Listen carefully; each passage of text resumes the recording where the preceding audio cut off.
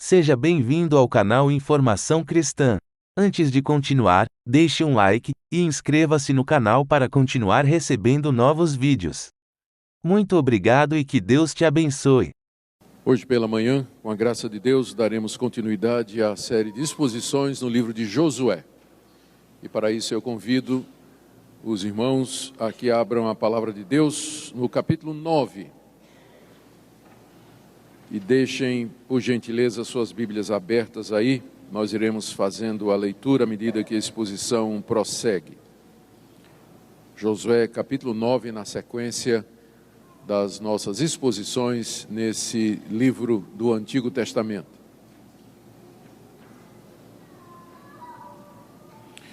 Nós estamos estudando esse livro porque ele registra o cumprimento das promessas de Deus com relação ao seu povo.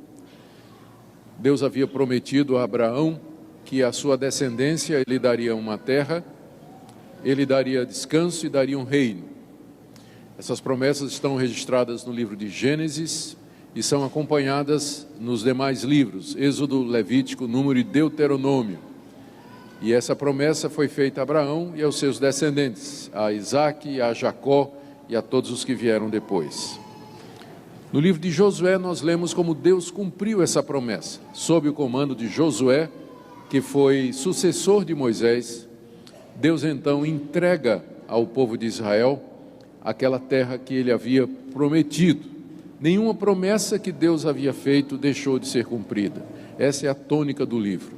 O livro, portanto, fala da fidelidade de Deus, de como Deus cumpre a sua palavra, ao contrário dos homens, ao contrário dos políticos, ao contrário de nós, que fazemos promessas que nós finalmente acabamos por não cumprir. Mas Deus não é como o homem, a sua palavra permanece fiel e ele cumpre o que ele promete.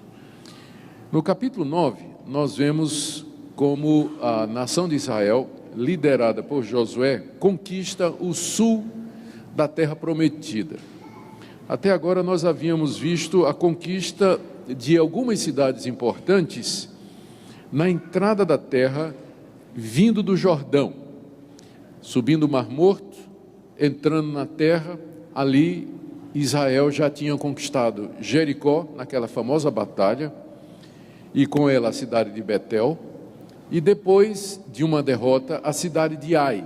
Essas cidades, elas ficavam na fronteira, na entrada da terra prometida.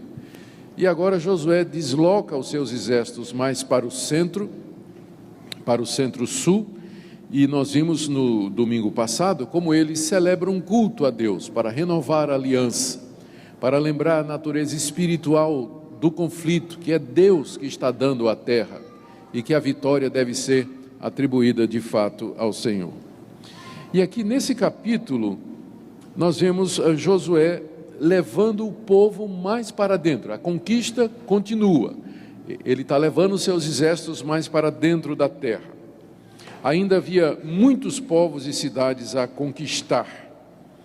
E o que estava na frente eram as cidades de Gibeão e outras cidades satélites. Mas a conquista dessas cidades aconteceu de uma forma inesperada. O pensamento é que elas seriam conquistadas à base da guerra, mas parece que Deus tinha outros planos e a conquista aconteceu de uma forma inusitada.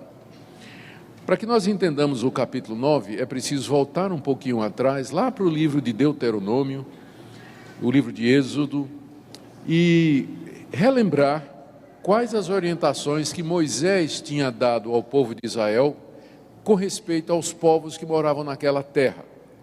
Deus havia dado uma terra, mas a terra estava ocupada. Não era uma terra livre do tipo assim, é só chegar lá e armar a barraca. Não, a terra estava cheia de cidades, havia povos que moravam naquela região há muitos anos, séculos, povos antigos, civilizações inteiras, havia cidades fortificadas, havia cidades com exércitos, cidades muradas, pequenos reinos que às vezes até brigavam entre si, culturas distintas. Então não era uma terra virgem, livre, que era só chegar, desmatar e fazer uma fazenda, não é? Não, a terra estava completamente ocupada. Então, era uma guerra de conquista que precisava ser feita. E Moisés havia dito ao povo que quando eles entrassem na terra e a guerra começasse, eles não deveriam fazer aliança nenhuma com os moradores daquela terra. Aliança nenhuma. Na verdade, todos deveriam ser mortos, sem exceção. As cidades deveriam ser destruídas e todos os altares que eles haviam edificado aos seus deuses deveriam ser derribados. O motivo era que Deus não queria que o seu povo, ao entrar naquela terra, se fizesse uma aliança com aqueles povos, a religião daqueles povos, que era uma religião pagã, era uma religião idólatra, acabasse entrando dentro do povo de Deus e afetando o verdadeiro culto a Deus. Nós lemos isso, por exemplo, se vocês quiserem me seguir aí, no livro de Êxodo. Tem várias passagens, mas nós leremos apenas Êxodo 34, onde Moisés dá essa orientação ao povo de Deus, dizendo, a partir do verso 11, guarda o que te ordeno hoje. Isso é Deus falando a Moisés, muito tempo antes da conquista de Canaã. Guarda o que te ordeno hoje. Eis que lançarei fora da sua presença os amorreus, os cananeus, os heteus, os ferezeus, os heveus e os jebuseus. 7 povos, 7 culturas, 7 etnias que moravam já naquela terra que Deus estava prometendo. Abstente de fazer aliança com os moradores da terra para onde vais, para que não te sejam por cilada. Mas derribareis os seus altares, quebrareis as suas colunas e cortareis os seus postes ídolos, porque não adorarás outro Deus, pois o nome do Senhor é zeloso, sim, Deus zeloso é Ele, para que não faças alianças com os moradores da terra. Não suceda que, em se prostituindo eles com os deuses e lhes sacrificando, alguém te convide e coma dos seus sacrifícios, e tomes mulheres das suas filhas para os seus filhos e suas filhas, prostituindo-se com os seus deuses, façam que também os teus filhos se prostituam com seus deuses, não farás para ti deuses fundidos, deuses de fundição. Então era muito clara a orientação que Deus havia dado ao povo através de Moisés, de que não deveria fazer aliança nenhuma com aqueles povos, ao contrário, deveria destruí-los sumariamente com o objetivo de impedir que houvesse essa aliança. Muito bem, a exceção que podia ser feita era com relação a povos que morassem um pouco mais distante de Canaã. Lá em Deuteronômio capítulo 20, Deus disse a Moisés que fizesse o seguinte, verso 10, quando te aproximares de alguma cidade para lutar contra ela, oferecer-lhes-ás a paz. Se a resposta é de paz e te abrir as portas, todo o povo que nela se achar será sujeito a trabalhos forçados e te servirá. Porém, se ela não fizer paz contigo, mas te fizer guerra, então a sitiarás, e o Senhor teu Deus a dará na tua mão, e todos os do sexo masculino que houver nela, passarás a fio de espada. Mas a mulher, a criança e os animais, e o que houver na cidade, e o despojo tomarás para ti. Verso 16, porém das cidades destas nações que o Senhor teu Deus te dá em herança, não deixarás com vida tudo que tem fôlego. Antes, como te ordenou o Senhor teu Deus, destruí-las-ás totalmente. Os heteus, os amorreus, os cananeus, os ferezeus, os heveus e os jebuseus. Está faltando aí os girgazeus na lista, nem sempre a lista é completa. Para que não vos ensinem a fazer segundo todas as abominações, etc. Em geral, o que Deus tinha dito a Moisés foi o seguinte, quando você entrar na terra, aqueles povos que habitam na região de Canaã, não tem acordo, é guerra de conquista e destruição. Você vai destruir tudo, matar todos, derrubar as cidades, derrubar os altares, porque é um povo pagão, é um povo idólatra, é um povo que sacrifica os filhos nos altares dos seus deuses, é um povo que pratica a imoralidade, é um povo violento, é um povo cruel. E nesse sentido, Israel estava servindo do chicote de Deus, a espada de Deus para punir aquelas nações. Porque Deus é Senhor do mundo, Ele pune nações. Quando a medida do pecado daquela nação esgota a paciência de Deus, por assim dizer, Ele então executa juízo sobre aquelas nações. E Israel seria o executor de Deus contra aqueles povos pagãos que haviam provocado a ira de Deus. Às vezes as pessoas dizem, mas qual é a diferença disso e o que nós vemos hoje os muçulmanos radicais fazendo? Terrorismo é diferente. Terrorismo é você chegar num shopping center cheio de explosivos e se detonar a si mesmo, matando homens, mulheres e crianças. Isso é bem diferente de uma guerra onde o outro está sabendo que você está vindo guerrear e dá chance para o outro se preparar. Há um combate, e no combate os dois lados estão armados, os dois lados estão preparados, mas terrorismo, por favor, não compare essa violência que tem lá com as guerras de Israel no Antigo Testamento, porque não tem nada a ver, completamente diferente. O que se faz hoje são atos covardes de terrorismo, de pessoas que explodem igrejas, supermercados, estações de trem, de pessoas que não estão nem ao menos conscientes do que é que está acontecendo. Mas no Antigo Testamento, a guerra foi declarada e aqueles povos sabiam que a guerra estava vindo, eles podiam se armar e se defender. Essas pessoas não têm a menor chance. Não tem a menor chance. Mas Deus disse, Moisés não vai fazer acordo com ninguém, com uma exceção, que são as cidades mais longe da terra. Se esse pessoal aceitar a paz, você não vai destruí-los, mas eles vão ser escravos de vocês.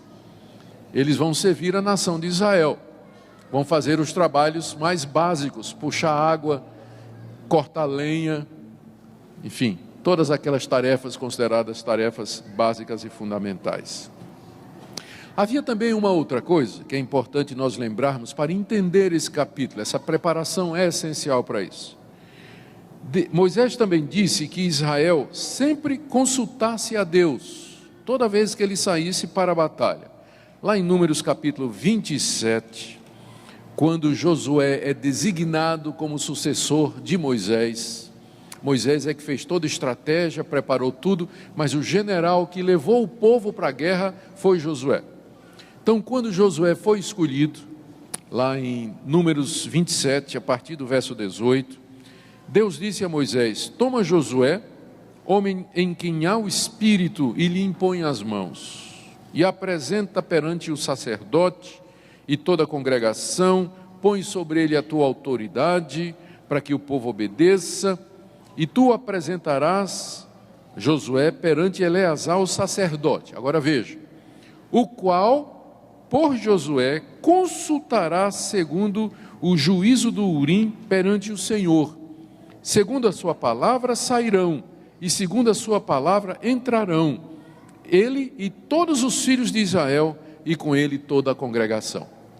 Preste atenção aqui no seguinte, no dia que Josué foi nomeado comandante da tropa, Deus disse a Moisés, toma Josué, leva ao sacerdote e diz a Josué, Josué, você vai consultar a Deus através do sacerdote, toda vez que você for para uma guerra e toda vez que você voltar. Em outras palavras, não entre em guerra nenhuma sem antes perguntar a Deus, sem antes consultar a Deus através do sacerdote, porque às vezes pode parecer óbvio, pode parecer claro, mas Deus pode ter outros planos. Por isso, sempre tem que consultar a Deus. Por quê? Para deixar claro que é Deus que está no controle, para deixar claro que essa guerra é de Deus, é Deus quem está comandando de fato os exércitos de Israel. É tudo isso que está por detrás aqui do texto que nós temos diante de nós, onde nós encontramos a conquista da cidade de Gibeão. O texto nos mostra, capítulo 9, como Israel, por não consultar a Deus, fez aliança com quem não devia. com os heveus, que era exatamente um daqueles povos, moradores de Gibeão, e que deveriam ser destruídos. No final, eles se tornaram escravos de Israel para todo sempre, e aquilo que foi um erro, Deus transformou em bênção, como nós veremos. Mas as lições são muito preciosas. E o nosso alvo nessa manhã é que a leitura e a exposição dessa passagem seja usada por Deus para nos edificar. Vejamos o relato em si.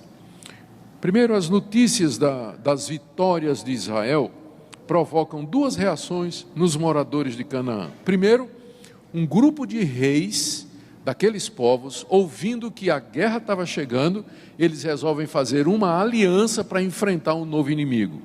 Versos 1 e 2. Sucedeu que, ouvindo isso, todos os reis que estavam daquém do Jordão, nas montanhas e nas campinas, em toda a costa do Mar Grande, defronte do Líbano, os heteus, os amorreus, os cananeus, os ferezeus, os heveus e os jebuseus, você pode acrescentar aí os girgazeus também, se ajuntaram eles de comum acordo para pelejar contra Josué e contra Israel. Aqui você tem a relação das 7 etnias que moravam naquela região. Brigavam entre si, eram reinos independentes, tinham os seus exércitos, combatiam entre si, lutavam pelas terras, mas agora estava chegando um inimigo mais poderoso. E o inimigo do meu inimigo, aliás, e quando nós temos um inimigo comum, aquele que é meu inimigo acaba virando meu amigo. Então eles fizeram aliança, disseram assim: vamos esquecer nossas brigas aqui, porque esse pessoal está chegando e vai tomar a terra nossa. Então vamos nos preparar para a guerra. Então eles se juntaram para resistir à nação de Israel.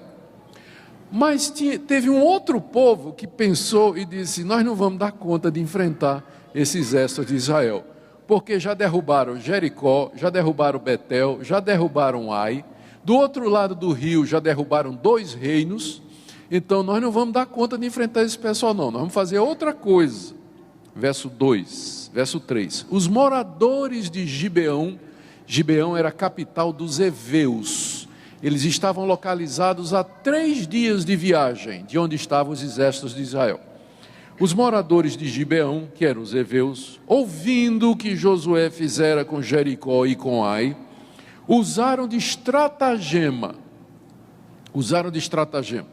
e foram e se fingiram embaixadores, e levaram sacos velhos sobre os seus jumentos, e odres de vinho velhos, rotos e consertados, e nos pés sandálias velhas e remendadas, e roupas velhas sobre si, e todo o pão que traziam para o caminho era seco e bolorento. Ou seja, esse pessoal resolveu usar de esperteza. Eles perceberam que a guerra era perdida. Então o que é que eles disseram? Provavelmente eles sabiam do que Deus tinha dito a Moisés, que os povos de longe podiam fazer um acordo, os dali tinham que ser mortos. Então eles se fingiram embaixadores de uma terra muito distante, e se fantasiaram, né? Pegaram o jumentinho mais cansado, botaram a mala mais velhinha, botaram a roupa bem velha, aquela sandalinha já gastada, né? Que já desapareceu inclusive a marca, o pão bolorento, e se fingiram de cansado e foram chegando, marcharam e chegaram lá no acampamento de Israel. Verso 6, foram ter com Josué ao arraial, a Gilgal, que era a sede do quartel, e disseram a Josué e aos homens de Israel: chegamos de uma terra distante. Mentira, eles estavam a 3 dias de viagem, mas a mentira foi essa: nós viemos de uma terra distante. Fazei, pois, agora aliança conosco. Aliança significaria que haveria paz entre eles e a nação de Israel, portanto não tinha risco de guerra. E os homens de Israel responderam aos heveus: porventura habitais no meio de nós? Como, pois, faremos aliança convosco? Houve uma desconfiança, né? Eles olharam assim e disseram: mas será que é mesmo? Será que esse pessoal é de longe mesmo? Verso 8, então disseram a Josué: somos teus servos. Então lhes perguntou Josué: quem sois vós? De onde vindes? Responderam-lhe: teus servos vieram de uma terra muito distante, por causa do nome do Senhor teu Deus, porquanto ouvimos a tua fama e tudo quanto fez no Egito, e tudo quanto fez aos 2 reis dos amorreus que estavam da além do Jordão, Seom, rei de Esbom, e Og, rei de Bazã, que estava em Astarote. Pelo que os nossos anciãos e todos os moradores da nossa terra nos disseram: tomai convosco provisão alimentar para o caminho, ide ao encontro deles e dizei-lhes: somos vossos servos, fazei, pois, agora aliança conosco.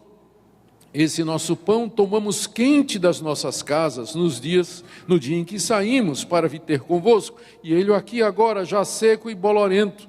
E esses odres, que eram sacos de couro de bode, esses odres eram novos quando os enchemos de vinho, e eles aqui já rotos.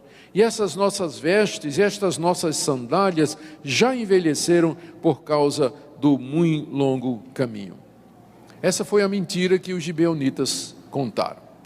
Eles eram heveus, não queriam morrer, não queriam ser destruídos, sabiam que se fosse para o pau, para a briga, eles iam perder, então usaram esse estratagema. E era um estratagema bonito, porque dizia assim lá no meio: nós ouvimos falar do Deus de vocês, de como esse Deus é poderoso, como Ele deu a vitória a vocês. Nós queremos servir esse Deus também, nós queremos fazer parte de vocês, façam uma aliança conosco, nós vamos servir a vocês, não fazemos questão. É melhor ser escravo do que morto, né? Como diz o livro de Provérbios, é melhor um cachorro vivo do que um leão morto. Então eu prefiro ser um cachorro vivo do que um leão morto. Vamos, faça acordo conosco. E aquilo mexeu no coração do povo de Israel. Então, verso 14, nós percebemos aqui que o povo cometeu 2 erros, então, diante daquele discurso. 14, então os israelitas tomaram da provisão e não pediram conselho ao Senhor. Eles ouviram a conversa e, além disso, o jumento dos gibeonitas estava carregado de bens, presentes. Os israelitas encheram o olho, não, tá tudo batendo, né? Além do mais, tem aí esses presentes que eles estão trazendo. E em vez de consultar a Deus, como Moisés tinha dito a Josué, você não vai nem vem sem consultar a Deus, eles tomaram a decisão por conta própria. E aí vem o segundo erro, verso 15, Josué concedeu-lhes a paz e fez com eles a aliança de lhes conservar a vida, e os príncipes da congregação lhes prestaram juramento. Os príncipes da congregação eram representantes das 12 tribos, eram das famílias reais que designavam uma espécie de conselho de anciãos com quem Josué se aconselhava constantemente. A partir do verso 16, nós lemos como a mentira foi descoberta. E qual foi o resultado? Verso 16. Ao cabo de 3 dias, depois de terem feito aliança com eles, ouviram que eram seus vizinhos e que moravam no meio deles. Pois partindo os filhos de Israel, chegaram às cidades deles. Ao 3º dia, suas cidades eram Gibeão, Sefira, Beerote e Quiriate Jearim. Ou seja, era uma confederação de cidades que estava a 3 dias de viagem. E olha, Gibeão não era uma cidade fraca não. Se você for aí para o capítulo 10, verso 2, diz assim: Gibeão era cidade grande, como uma das cidades reais, e ainda maior do que Ai, e todos seus homens eram valentes. Era um subfeudo, era um ramo dos heveus, tinha o seu próprio reino lá, e Gibeão era a capital. Os israelitas marcharam 3 dias para tomar aquelas cidades, e quando chegaram lá disseram, mas peraí, são vocês? Somos nós mesmos. Foram enganados direitinho, não é? Enganados direitinho. Verso 18, os filhos de Israel não os feriram, porquanto os príncipes da congregação lhe juraram pelo Senhor Deus de Israel, pelo que toda a congregação murmurou contra os príncipes. Então todos os príncipes disseram a toda a congregação: nós lhe juramos pelo Senhor Deus de Israel, por isso não podemos tocar-lhes. Isso, porém, faremos: conservar-lhes-emos a vida, para que não haja grande ira sobre nós por causa do juramento que já lhes fizemos. Disseram-lhes, pois, os príncipes: vivam então. E se tornaram rachadores de lenha e tiradores de água para toda a congregação, como os príncipes lhes haviam dito. Aqui eu quero destacar algumas coisas para nós, meus irmãos. O primeiro deles foi a atitude correta dos príncipes de Israel. Quando eles viram que foram enganados, talvez alguém poderia sugerir: então aquele acordo está quebrado, porque foi feito no engano. Mas eles disseram: não, aquele foi um juramento que nós fizemos da parte de Deus, é coisa séria. Nós não vamos anular só porque nós não tínhamos pleno conhecimento da verdade. Às vezes as pessoas hoje em dia dizem assim: quando eu casei eu era muito jovem, eu não tinha o entendimento que eu tinha outro, eu não conhecia o meu marido, então o meu casamento ele não tem validade. Será? Não parece. Foi um juramento feito diante de Deus. E mesmo que nem tudo viesse à tona lá na hora, ainda assim, quando a verdade veio, os príncipes disseram: nós juramos no nome do Senhor. E essa aliança tem validade, porque foi feita em nome do Senhor, mesmo que depois a gente descubra alguma coisa. A não ser, explicando no caso de casamento, que apareça um adultério. Mas não tendo aparecido esse tipo de desculpa: eu era muito jovem, eu queria fugir de casa, não aguentava mais meu pai e minha mãe, montei no primeiro cavalo que apareceu e por aí vai, né? Às vezes a primeira mula, né, que apareceu, né, ou qualquer coisa dessa natureza, o pessoal costuma dizer. Não anula. Foi feito diante de Deus e Deus leva a sério esse tipo de coisa. Por isso que diz: é melhor você não prometer do que você prometer e não cumprir. Porque uma vez que a palavra foi dada e empenhada em juramento solene diante de Deus, ela está valendo. O povo de Israel não aceitava, queria matar os gibeonitas, queria saquear a cidade, queria se aproveitar dos espólios, mas os príncipes disseram: não, nós temos um acordo, uma aliança que foi feita com eles em nome do Senhor, nós não podemos tocar, mesmo que eles tenham sido desonestos conosco, mas a aliança está valendo. Mas, então, eles vão se tornar rachadores de lenha e tiradores de água. Onde é que funcionava isso? No templo. O templo de Salomão, que seria construído mais tarde, tinha uma demanda enorme de lenha, porque o altar era um altar gigantesco, ele tinha que queimar o dia todo, né? Então era lenha o tempo todo. Os gibeonitas se encarregavam de ser cortador de lenha para alimentar o altar, e água para limpar o altar, para suprir e abastecer os sacrifícios e os rituais que eram feitos no templo. Eles se tornaram ajudantes dos levitas lá na casa de Deus, para ajudar no trabalho dos sacrifícios. Verso 22, a explicação que Josué faz então, e o castigo, a partir desse verso. Chamou Josué os heveus e disse: por que nos enganastes, dizendo: habitamos muito longe de vós, sendo que viveis em nosso meio? Agora, pois, sois malditos, e dentre vós nunca deixará de haver escravos, rachadores de lenha e tiradores de água para a casa do meu Deus. Deixa eu só fazer uma pausa aqui. Lá no livro de Gênesis, nós lemos aquele episódio em que Noé foi envergonhado pelo seu filho Cão, que tinha um filho chamado Canaã, porque esse filho, Noé tinha se embriagado, e esse filho viu Noé nu e zombou do seu pai, e foi chamar os seus irmãos, que de costas cobriram a nudez do velho. Quando Noé acabou da ressaca, ele disse: maldito seja Canaã, e ele será servo dos seus irmãos. E os cananeus que moravam naquela terra eram os descendentes de Canaã, por isso que são chamados de cananeus. E os israelitas eram descendentes de Sem, por isso são chamados de semitas. E aqui você vê Sem tendo como escravo o seu irmão Canaã, exatamente como Deus tinha dito a Moisés que haveria de acontecer. Então eles se tornaram escravos e tiradores de água para a casa do Senhor. Então responderam a Josué e disseram: é que se anunciou aos teus servos, como certo, que o Senhor teu Deus ordenara a seu servo Moisés que vos desse toda essa terra e destruísse todos os moradores dela diante de vós. Por isso tememos muito por nossa vida, por causa de vós, e fizemos assim.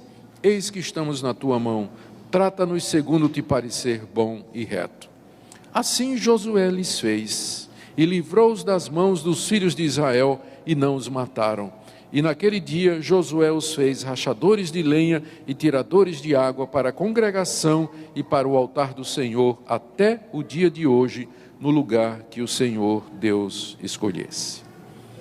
Queridos, deixe-me tirar algumas aplicações para nós, já caminhando para a conclusão da nossa exposição. A primeira é a seguinte: de fato, Deus é fiel.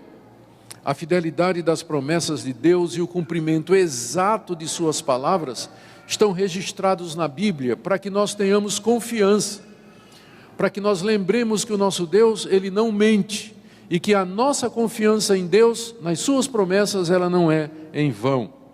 As promessas dele são fiéis e verdadeiras, e em Cristo Jesus, Deus nos fez grandes promessas. Ele promete nos perdoar os pecados, Ele promete nos dar a vida eterna, Ele promete cuidar de nós, nos orientar nas nossas confusões, nos dar paz no meio das nossas tribulações, Ele promete nos dirigir nessa vida, Ele promete estar conosco nas doenças e nas tribulações. Nenhuma de suas promessas jamais falhará. E às vezes, quando Deus parece demorar em responder, Ele faz isso para o nosso bem, como se Ele quisesse testar o quanto realmente nós confiamos nele, o quanto nós dependemos dele. Essa é a primeira lição, a fidelidade de Deus. Tudo o que Ele prometeu se cumpriu. Como Ele disse que haveria de ser, assim foi. Segunda lição que eu queria tirar aqui para nós. Essa primeira é para que nós nos animemos e nós nos encorajemos, especialmente diante dos momentos difíceis que a nossa nação passa e das angústias e dos problemas pessoais que todos nós enfrentamos. Segunda aplicação para nós: Deus deseja que nós sempre o consultemos. Eu creio que boa parte dos nossos erros na vida, as decisões erradas que nós tomamos, quer seja como indivíduos, quer seja em família, quer seja como igreja, é porque nós não consultamos a Deus. Quando eu falo consultar a Deus, não é assim pedir, orar a Deus e pedir que Deus mande um anjo que nos traga uma resposta direta, ou que nós tenhamos uma visão e uma revelação. Porque Deus nos guia hoje, Ele nos fala hoje de uma maneira muito mais segura, pela sua providência, pelo bom senso, pelas circunstâncias, pela orientação da sua palavra. O que eu quero dizer é que às vezes nós somos muito precipitados, a coisa parece de Deus, é tão óbvio, né? De repente você está orando aí por um marido e aparece o cara perfeito, bonito, torcedor do Vasco, e tem perfeito cara, você diz, eu não vou nem perguntar a Deus, está na cara que é ele. E às vezes nós nos precipitamos em tomar decisões, como o povo de Israel fez. Por isso, gente, é que é importante prudência na vida, em todas as coisas. Espera. Decisões sérias, decisões que vão afetar a sua vida, vão afetar a sua família.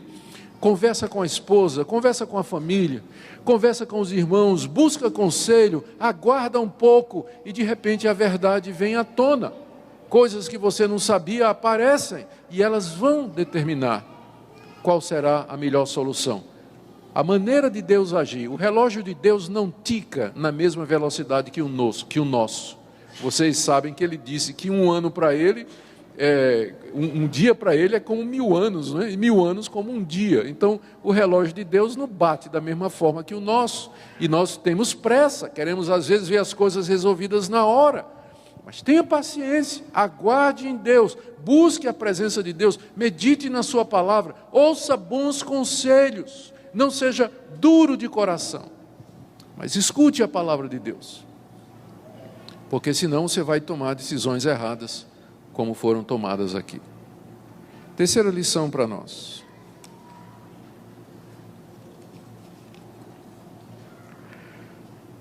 Deus transforma os nossos erros em bênção quando nós agimos da forma correta.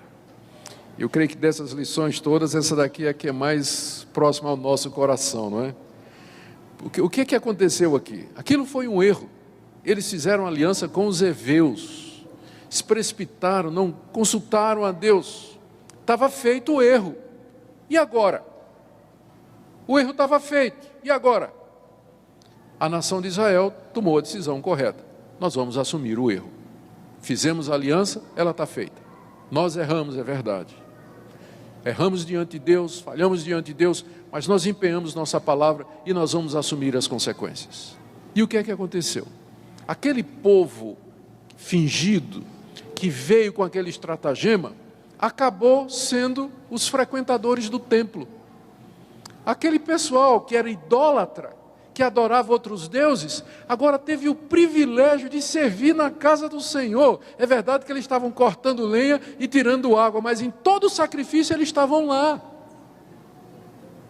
Estavam vendo os sacrifícios, ouvindo os sacerdotes explicar a lei de Deus, os levitas cantando os salmos e os louvores de Deus. Eles estavam lá, cresceram no meio de Israel.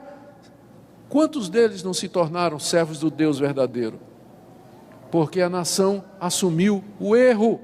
Eu não vou dizer arrependeu-se, porque a palavra arrependeu-se não está aqui no texto, mas o fato de que eles assumiram o erro que eles tinham feito, indica que de coração eles disseram, nós erramos, mas nós vamos fazer o que é certo, vamos manter a nossa palavra. Meus irmãos, eu creio que esse é um princípio que vale para nós também. Anos mais tarde, o rei Salomão pecou contra Deus, aliás, o rei Davi pecou contra Deus. Ele adulterou com a mulher de um general, mandou matar o general, porque a mulher engravidou. Deus, ele se arrependeu quando o profeta Natã foi confrontá-lo. Deus disse, você está perdoado, mas como castigo, seu filho vai morrer. Mas aí, o filho morreu, Davi lamentou, chorou, se arrependeu diante de Deus, se levantou, tomou aquela mulher como sua esposa, ela agora podia, não é? Viúva. E nasceu um filho, e a Bíblia diz, Deus amou aquele filho. Sabe quem era aquele filho? Salomão. Ou seja, Deus havia perdoado Davi. Na hora que Davi se arrependeu, confessou e assumiu, Deus o perdoou de tal maneira que o segundo filho daquela relação foi aquele que Deus escolheu para ser o que se assentaria no trono de Israel e de quem viria o Messias. Da mesma forma aqui a nação de Israel, e da mesma forma nós no dia a dia. Irmãos, o problema não são os nossos pecados, os problemas são os nossos pecados ocultos, os pecados dos quais nós não nos arrependemos, os pecados que a gente varre para baixo do tapete, que a gente esconde da mulher, esconde do marido, esconde dos pais, esconde dos amigos. Porque quando nós nos arrependemos e buscamos a Deus, nós encontraremos misericórdia, irmãos. Que o nosso Deus tem prazer em perdoar.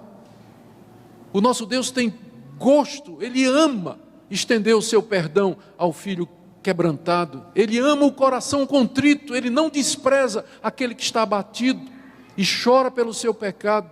Há perdão e restauração em um novo começo. Eu queria que você pensasse nisso nessa manhã. Nós vamos agora participar da ceia do Senhor. E esse é um momento em que você pode chegar diante de Deus e dizer, meu Deus, eu talvez tenha errado na minha vida, tenho tomado decisões precipitadas, nunca te consultei, nunca te procurei, nunca quis saber o que a palavra diz sobre isso, mas eu percebo hoje que tu me dás uma oportunidade, que tu és um Deus perdoador. E eu quero me chegar a ti, pedir perdão, pedir reconciliação. E pedir que o Senhor me levante, que o Senhor me use, que o Senhor transforme os meus erros em bênção, para a tua glória e para a alegria do teu povo. Obrigado por ter assistido um vídeo do nosso canal Informação Cristã. Esperamos que ele tenha edificado a sua vida e também da sua família. Pedimos que por favor se inscreva no nosso canal, dê um like e compartilhe esse vídeo para o maior número de pessoas, para que elas também sejam edificadas e alcançadas pela palavra do nosso Deus. Que Deus te abençoe e até o próximo vídeo.